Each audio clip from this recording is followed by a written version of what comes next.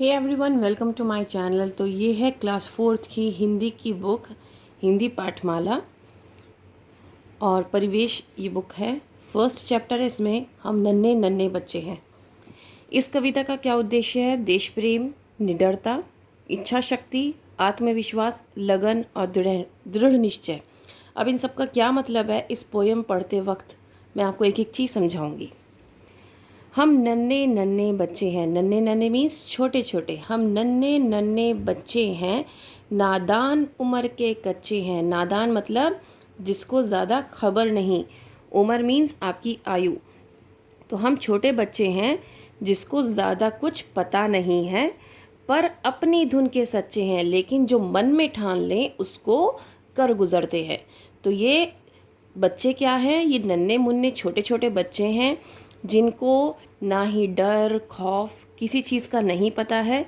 बस इनको ये पता है कि अगर ये कोई लक्ष्य निर्धारित कर लें तो ये उसको पाने के लिए कुछ भी कर सकते हैं, मतलब उसके लिए मेहनत भरपूर करते हैं। जननी की जय जय गाएंगे। जननी मतलब आपकी धरती, धरती माँ। धरती की जय जय गाएंगे, भारत की ध्वजा उड़ाएंगे। ध्वजा मतलब झंडा। भारत का झंडा उड़ाएंगे मतलब जब हमारे स्कूल्स में स्वतंत्रता दिवस या फिर गणतंत्र दिवस होता है तो हमारे अंदर एक अलग ही उल्लास होता है, मतलब एक अलग ही खुशी होती है। और वो जो देश प्रेम की भावना है ना, वो एक अलग ही होती है, देखने लायक होती है। उस टाइम पर हम सिर्फ़ और सिर्फ अपनी जननी की, अपनी धरती के बारे में सोचते हैं और भारत का झंडा जो है हर तरफ लहराता हुआ आपको नज़र आता है ना। तो वही चीज़ यहाँ पर है।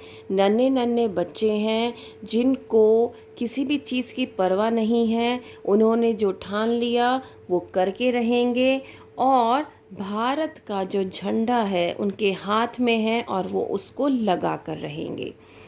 अपना पथ कभी ना छोड़ेंगे, अपना प्रण कभी ना तोड़ेंगे, हिम्मत से नाता जोड़ेंगे। अपना पथ मतलब रास्ता, अपना रास्ता कभी नहीं छोड़ेंगे। अपना प्रण मतलब जो उन्होंने प्रॉमिस कर लिया उसको नहीं तोड़ेंगे। हिम्मत से नाता जोड़ेंगे, चाहे कितनी ही कठिनाई आए उनके किसी उस रास्ते में, लेकिन वो हिम्मत नहीं हारेंगे। हम हिमगिरी पर चढ़ जाएंगे। हिमगिरी मतलब आपका हिमालय। तो हिमालय पर चढ़ जाएंगे, भारत की ध्वजा उड़ाएंगे, मतलब भारत का झंडा लगाने के लिए कहाँ तक चढ़ जाएंगे? हिमालय तक चढ़ जाएंगे। हम भय से कभी न डोलेंगे, अपनी ताकत को तोलेंगे, जननी की जय जय बोलेंगे। भय मतलब हम डर से कभी नहीं हिलेंगे कि हमें हमें कोई डराएगा, कोई आंधी तूफान या हमें पहाड़ पे चढ़ने का डर होगा, ऐसा नहीं होगा। कोई भी चीज़ हमें आगे बढ़ने से, वो ध्वजा, वो जो झंडा है भारत का, वो उस हिमालय तक लगाने के लिए हमें कोई भी रोक नहीं सकता। कोई भी अड़चन आ जाए हम सब उसका सामना कर सकते हैं। हमारे अंदर इतनी ताकत है, हम धरती माँ के लिए अपनी जान भी न्यौछावर कर सकते हैं। अपना सिर भेंट चढ़ाएंगे, भारत की ध्वजा उड़ाएंगे। तो यहाँ पर वही बात हो गई कि भारत का झंडा लगाने के लिए, हिमालय पर भारत का झंडा लगाने के लिए हमें कोई भी अड़चन, किसी भी मुश्किल का सामना करना पड़े, हम करेंगे, चाहे इसके लिए हमें अपना सिर भी कटाना पड़े। ठीक है। तो ये सोहनलाल द्विवेदी ने लिखी थी। आपको ये पोयम का पता होना चाहिए कि किस कवि ने इस कविता को लिखा है। तो यहाँ पर कुछ नए शब्द गिवन हैं। नन्हे, छोटे, नादान, भोले भाले, उम्र, आयु, धुन, लगन, जननी माँ या भारत माता, ध्वजा झंडा, पथ रास्ता, नाता रिश्ता, हिमगिरी हिमालय, भय डर, ताकत शक्ति, डोलना घबराना या लक्ष्य से पीछे हटना। यहाँ पर कुछ डिफ़िकल्ट वर्ड्स गिवन हैं, आप देख सकते हैं। अब हम प्रश्न उत्तर कर लेते हैं। नीचे दिए प्रश्नों के उत्तर दीजिए।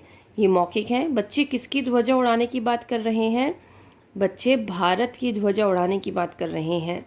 कविता में किसकी जय बोलने की बात की जा रही है? जननी की, जननी। यह कविता किसने लिखी है? ये कविता सोहनलाल द्विवेदी जी ने लिखी है।